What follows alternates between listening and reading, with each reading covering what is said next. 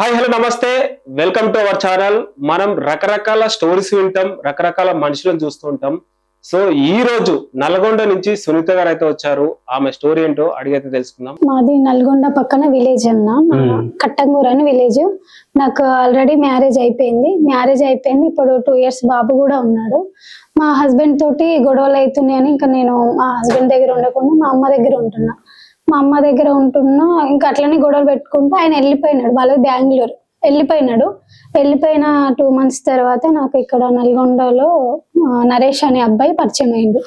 Facebook ద్వారా పరిచయం అయిన తర్వాత నేను ఆ అబ్బాయికి చెప్పిన, నాకు ఆల్రెడీ ఇట్లా మ్యారేజ్ అయింది, బాబు ఉన్నాడు, ఇది సిచ్యువేషన్ అని మా ఫ్యామిలీ గురించి మొత్తం తనకు చెప్పిన తర్వాత అట్లనే కొన్ని రోజులు మాట్లాడడం అట్లా కంటిన్యూ చేసిన తర్వాత ప్రపోజ్ చేసిండు. నేను చేసుకుంటా అని ఇట్లా నమ్మించిన తర్వాత నేను కూడా ఇంకా యాక్సెప్ట్ చేసిన తర్వాత మళ్ళీ మా హస్బెండ్ వాళ్ళు మా ఇంటికి వచ్చి మాట్లాడనీకని వస్తే నేను ఈ అబ్బాయికి చెప్పిన, ఇట్లా వచ్చినారు వాళ్ళు అంటే, వద్దు నేను నిన్ను మ్యారేజ్ చేసుకుంటా, డైవర్స్ తీసుకున్న తర్వాత మనం మంచిగా ఉందాము, ఇప్పుడైతే ఇది ఒకటి క్లియర్ చేసుకో అని చెప్పి మా హస్బెండ్ తోటి డైవర్స్ తీసుకునేటట్టు చేసిన తర్వాత నేను మా హస్బెండ్ తోటి డైవర్స్ తీసుకున్న తర్వాత అది అయిపోయిన తర్వాత నరేష్ తోటి మేము కలిసి ఉండడం తిరగడం ఇట్లా చేసినాం. తర్వాత ప్రెగ్నెంట్ కన్ఫర్మ్ అయింది నరేష్ తోటి. సెకండ్ అబ్బాయి పేరు నరేష్. అబ్బాయి తోటి ప్రెగ్నెంట్ కన్ఫర్మ్ అయింది. నేను చెప్పిన, ఇట్లా ప్రెగ్నెంట్ కన్ఫర్మ్ అయింది, మరి ఏమంటావు, మ్యారేజ్ చేసుకుందామా అని అడిగిన. అయితే ఇప్పుడే వద్దు, ఒక 2 days తర్వాత మ్యారేజ్ చేసుకుందాము, నేను కూడా అన్ని చూసుకోవాలి కదా, అన్ని సెట్ చేసుకోవాలి కదా, ఇప్పుడే వద్దు అని చెప్పి ఇంకా నాకు మాట్లాడి నన్ను సైలెంట్ గా ఉండేటట్టు చేసిన తర్వాత ఇంకా మళ్ళీ కాల్ కి రెస్పాండ్ కావట్లేదు.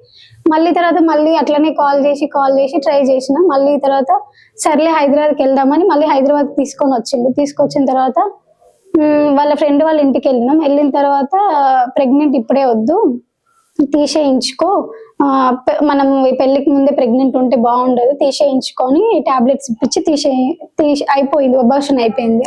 ఆ రోజు అక్కడనే ఉన్నా. తర్వాత నెక్స్ట్ డే ఆ రోజు నైట్ అక్కడనే ఉన్నా. నా ఫోన్ తీసుకొని దాన్ని ఇద్దరం దిగిన ఫొటోస్, మాట్లాడిన కాల్ రికార్డింగ్స్, చాటింగ్స్ అన్ని డిలీట్ చేసిండు.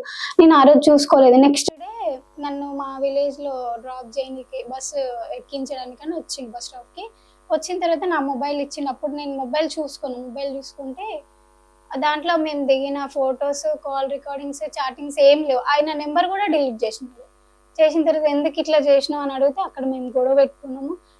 లేదు నా ఫోన్ లో ఉన్నాయి ఫొటోస్, నీ దాంట్లో ఉంటే మళ్ళీ మీ ఫ్యామిలీ వాళ్ళు చూస్తే ప్రాబ్లం అవుతుంది, వద్దు అని నేనే డిలీట్ చేసిన అని చెప్పిండు. అట్లా అని చిన్న పెద్దగా అయింది గొడవ. ఇక మొత్తానికి ఆ బస్ స్టాప్ దగ్గర వదిలేసి వెళ్ళిపోయిన తర్వాత ఫోన్ చేస్తే స్విచ్ ఆఫ్ వస్తుంది, వాళ్ళ ఫ్రెండ్కి ఫోన్ చేసినా స్విచ్ ఆఫ్ వస్తుంది.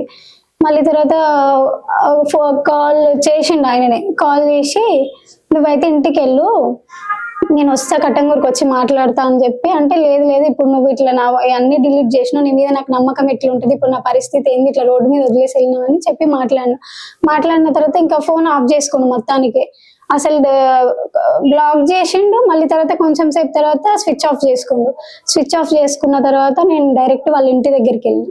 వాళ్ళ ఇల్లు కనుక్కొని వాళ్ళ ఇంటి దగ్గరికి వెళ్ళి వాళ్ళ డాడీ నెంబర్ కూడా తీసుకున్నా నేను ముందే. వాళ్ళ డాడీది, వాళ్ళ అన్న నెంబర్ ఆయన ఫోన్ నుంచి తీసుకొని వాళ్ళ డాడీకి కాల్ చేసి చెప్పిన, అంకుల్ ఇట్లా నరేష్ ఇట్లా చేసిండు, ఇట్లా లవ్ చేస్తున్నా అని చెప్పి ప్రెగ్నెంట్ కన్ఫర్మ్ అయినాక తీయించి ఇప్పుడు కాల్ కి రెస్పాండ్ కావట్లేదు, ఇప్పుడు ఏంది అంకుల్ ఏమంటారు, మరి మాట్లాడతారు అబ్బాయి తోటి అని చెప్పి వాళ్ళ డాడీకి చెప్పిన తర్వాత సరే నేను మాట్లాడతా అని అట్లా ఒక 2 days వరకు వెయిట్ చేయించిండు. నేను మాట్లాడతా అబ్బాయితో అంటే నేను కాల్ చేస్తున్నాయి వాళ్ళ డాడీకి. ఈయన ఫోన్ ఆఫ్ చేసుకున్నాడు. వాళ్ళ డాడీకి కాల్ చేస్తే ఆ అబ్బాయి రావట్లేడు ఇంటికి, మాకు తెలియదమ్మా, అబ్బాయి వస్తే మేమే ఫోన్ చేస్తామంటున్నారు కానీ కాల్ చేయట్లేరు. వాళ్ళ అన్నయ్యకి కాల్ చేసి అడిగితే వాళ్ళ అన్నయ్య ఏమంటుండు, నీకు కావాల్సింది ఆ అబ్బాయి తోటి మాట్లాడుకో, మాకైతే సంబంధం లేదు ఆయన గురించి, మమ్మల్ని అడగొద్దు అని వాళ్ళ అన్న అన్నాడు. తర్వాత ఇంకా 2 days తర్వాత వాళ్ళకి ఇదే చెప్తున్నారు. డైరెక్ట్ వాళ్ళ ఇంటి దగ్గరికి వెళ్ళి అంకుల్ ఇట్లా ఏంది, మీ అబ్బాయి ఇట్లా చేసిండు, ఇప్పుడు నా పరిస్థితి ఏందని వాళ్ళ ఇంటి ముందర కూర్చుంటే ఇంకా వాళ్ళు గేట్ వేసుకున్నారు, వాళ్ళ వదిన వాళ్ళ డాడీ గేట్ వేసుకుని వెళ్ళిపోయినారు. అసలు పట్టించుకోకుండా నేను అక్కడనే లోకల్లోనే స్టేషన్కి వెళ్ళి కంప్లీట్ చేసిన తర్వాత అబ్బాయిని పిలిపించిన తర్వాత మళ్ళీ అది ఎక్కడ కేసు కాదు అంటే మా విలేజ్కి పంపించిన తర్వాత వాళ్ళకి పోలీస్ సపోర్ట్ ఉంది. వాళ్ళ మామ వాళ్ళు ఇంత ముందు రిటైర్డ్ పోలీస్ ఆఫీసర్స్, వాళ్ళకు పోలీస్ సపోర్ట్ ఉందని చెప్పేసి పోలీస్ వాళ్ళు కూడా వాళ్ళ సైడే మాట్లాడారు. పెద్ద మనుషులని మా ఊరోళ్ళతోటి వేరే వాళ్ళతో కూడా మాట్లాడించారు. అడిగిన ఇట్లా ఎందుకు చేసినావు, మ్యారేజ్ చేసుకుందాం అని చెప్పినావు కదా, ఇదంతా ఏందని అడిగితే నేను చేసుకోను, నేను ఏదో టైం పాస్ చేసినాను, ఇట్లా చేస్తాను నేను అనుకోలేని డైరెక్ట్ చెప్పిండు. చెప్పిన తర్వాత అట్లా ఒక 20 days తిరిగినాం పోలీస్ స్టేషన్ కి. వాళ్ళు పిలవడం మేము పోవడం, ఆయన చేసుకోనని చెప్తున్నాడు. ఏమనంటే మీకు అమౌంట్ ఇస్తాం, నీకు ఇట్లా జరిగిన దానికి అమౌంట్ ఇస్తావు, సైలెంట్ అయిపో, లేకపోతే నీ ఇష్టం ఏం చేస్తావో చేసుకో అని ఇంకా బెదిరిస్తారు. బెదిరించి ఇంకా పోలీసు వాళ్ళతో మాట్లాడినా వాళ్ళు ఏం చెప్తున్నారు, ఆయన చేసుకొని అంటున్నాడు, మేమేం చేస్తాం దానికి, ఇంకోటి నీకు కోర్టు నుంచి కూడా డైవర్స్ పేపర్ లేదు కాబట్టి కేసు చేసిన అవ్వదని పోలీసు వాళ్ళు ఒక పక్క. ఇంకోటి ఏంటంటే మాకు సపోర్ట్ లేదు వెనుక ఎవరు, మా మమ్మీ ఒక్కతే, మా డాడీ లేడు, ఆమెకు నేను ఒక్కదాన్ని, అన్న తమ్ముళ్ళు ఎవరు లేరు. మరి ఫస్ట్ ఆయనతో ఎందుకు విడిపోయారు? మాకు గొడవలు అయితే ఆయన తాగి టార్చర్ చేయడం, గొడవలు అవుతున్నాయి చిన్న చిన్న. అరేంజ్ మ్యారేజ్ అది కూడా లవ్ మ్యారేజ్? అరేంజ్ మ్యారేజ్, మా పిన్ని వాళ్ళు చేసి. వద్దు, ఎందుకంటే నేను ఆయనతోటి కలిసినప్పుడు కానీ ప్రతి ఒక్కదానికి నేనే ఆయనకి అమౌంట్ పెట్టిన, నాకు ఎప్పుడు ఆయన అమౌంట్ పెట్టలేదు, నేనే ప్రతిదానికి ఇచ్చిన ఆయనకి.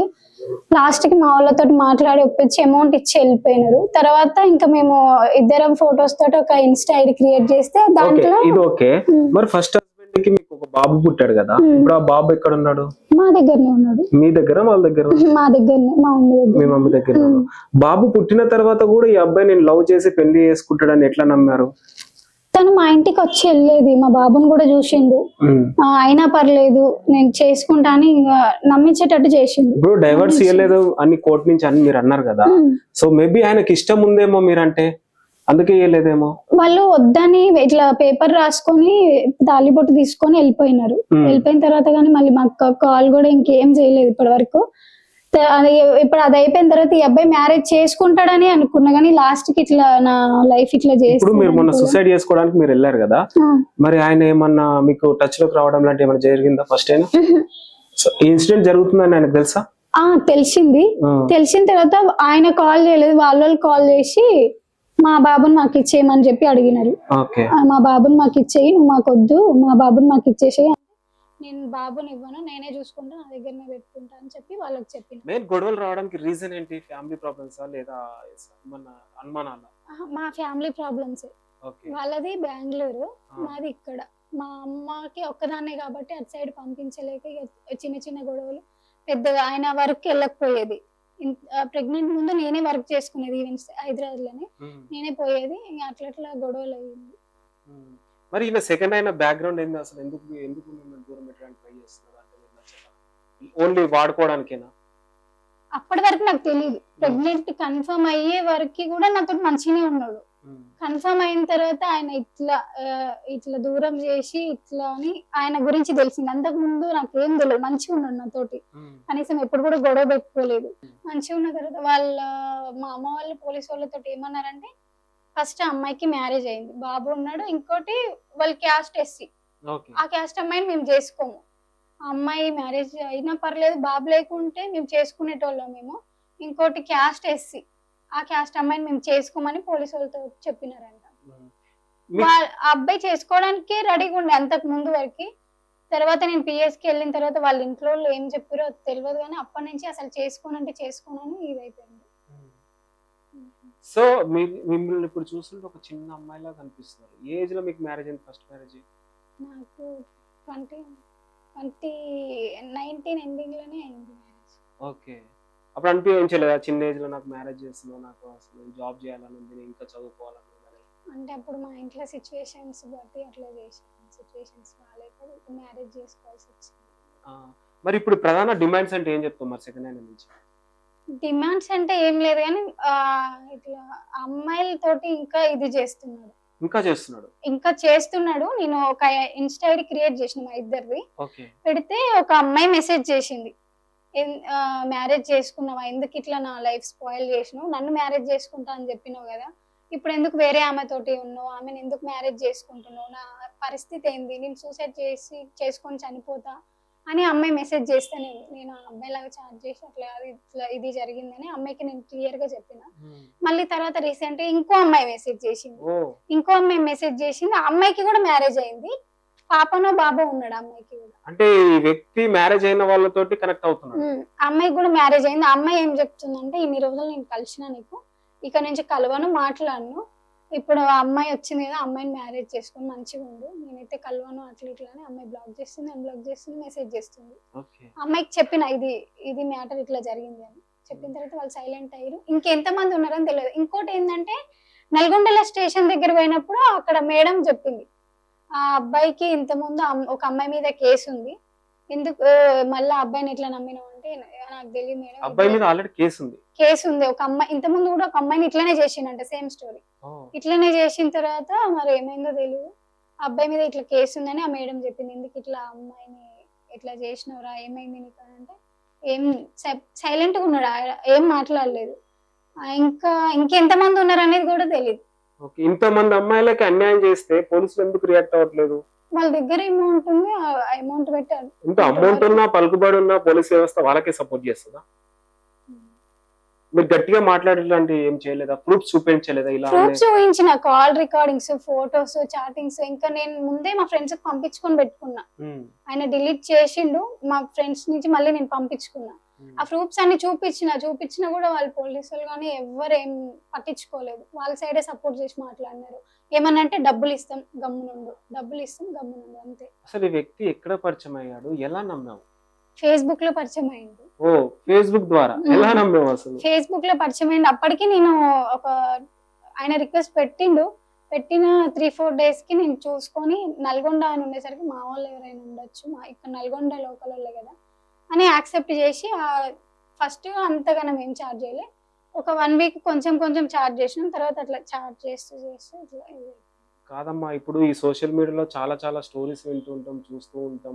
ఒక మనిషిని నమ్మాలంటేనే భయము, సొంత మనిషినే నమ్మలేని పరిస్థితి ఉంది ఇప్పుడు. అలాంటిది ఆయన ఎలా నమ్మకం పెట్టుకున్నావు? ఆయన పైన ఎలా నమ్మావు? అసలు మ్యారేజ్ చేసుకుంటా అని చెప్పి అది ఇది అని మాయ మాటలు చెప్పి నన్ను నమ్మించాను. లాస్ట్ కి నా లైఫ్ అసలు ఎటు కాకుండా చేసిండు. ఇప్పుడు మీ ఫ్యామిలీ నుంచి ఎలాంటి సపోర్ట్ ఉంది ఇంత ఇన్సిడెంట్ జరిగినాక? మా అమ్మ ఒకతే, ఆమె ఏజ్డ్, ఆమె ఏం చేయలేదు, ఆమె ఏం మాట్లాడలేదు. ఆమె ఏమన్నా మాట్లాడినా ఆమెకు కూడా డబ్బులు ఇస్తాను నువ్వు గమ్మునుండిపోని మీ మమ్మీకి కూడా అట్లా అని చెప్పి మాట్లాడారు. నాకు సపోర్ట్ లేదని చెప్పి వాళ్ళు పోలీసు వాళ్ళు వాళ్ళ సైడే, పెద్ద మనుషులు వాళ్ళ సైడే, అందరూ వాళ్ళ సైడే మాట్లాడారు.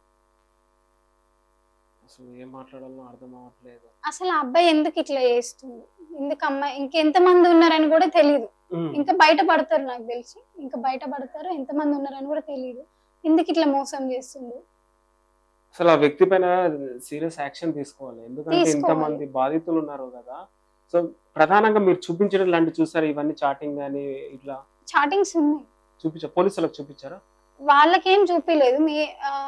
ఆ ఇన్సిడెంట్ అయిన తర్వాత నాకు తెలిసింది ఒక్కొక్క అమ్మాయి గురించి. మళ్ళీ ఇన్సిడెంట్ తర్వాత తెలిసింది కదా, మళ్ళీ వెళ్ళి పోలీస్ వాళ్ళకి చెప్పడం లాంటి ఏం చేయలేదు? ఏం చేయలేదు. ఒకవేళ ఇప్పుడు నేను ఏమన్నా చేసినా నువ్వు అమౌంట్ తీసుకున్నావు కదా, నీకు ఎందుకు ఇప్పుడు అని నేను వేరే వాళ్ళకి చెప్పిన, వాళ్ళ సైడ్ పెద్ద మనిషి వాళ్ళకి చెప్తే నువ్వు అమౌంట్ తీసుకున్నావు కదా నీకెందుకు అన్నట్టు. మీరు అమౌంట్ తీసుకున్నారు కాబట్టి సైలెంట్ గా ఉండాలని వాళ్ళ డిమాండ్. అమౌంట్ తీసుకున్నా నువ్వు సైలెంట్ గా ఉండాలి అంతే. ఇంకోటి ఏంటంటే రీసెంట్ గా నేను ఫస్ట్ వాళ్ళకి ఇంటర్వ్యూ ఇచ్చిన, వాళ్ళ తరపున అబ్బాయి నరేష్ అనే వాళ్ళ రిలేషన్స్ ఎవరనేది తెలీదు. రీసెంట్ గా కాల్ చేసి అమ్మాయిని మా నరేష్ మ్యారేజ్ చేసుకుంటా అంటుండు, అమ్మాయితో మ్యారేజ్ కావాలి, మీరు అమ్మాయితో మాట్లాడి ఒప్పించండి అని వాళ్ళతో మాట్లాడిరంట, అన్న వాళ్ళతోటి.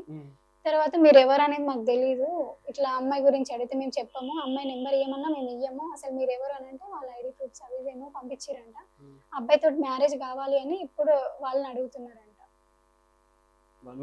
ఆ వీడియో చూసి. అంటే మరి ఇంకా దానికి ఏం చేస్తున్నారు ఏం మీకు అర్థమవుతుందా? మీరు డబ్బులు ఇస్తే తీసుకోవడానికి అసలు ఎందుకు తీసుకున్నారా డబ్బులు? నేను డబ్బులు తీసుకోవద్దని సూసైడ్ చేసుకున్నా.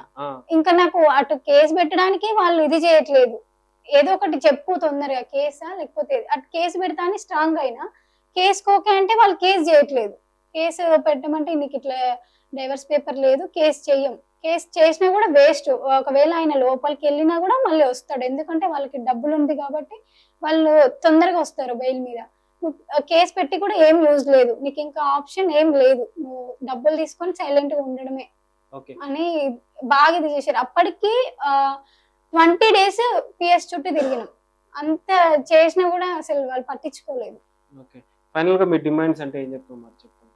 డిమాండ్స్ అంటే అసలు ఆ అబ్బాయి ఎందుకు ఇట్లా అమ్మాయిలతోటి ఇది చేస్తుండు, అసలు ఏంది అని ఆ అబ్బాయి మనకి ముందుకు వస్తే బయటికి వస్తే అసలు ఏంది అనేది తెలుస్తుంది. ఇప్పుడు ఆయన ఫోన్ స్విచ్ ఆఫ్ చేసుకొని ఆయన తిరుగుతున్నాడు.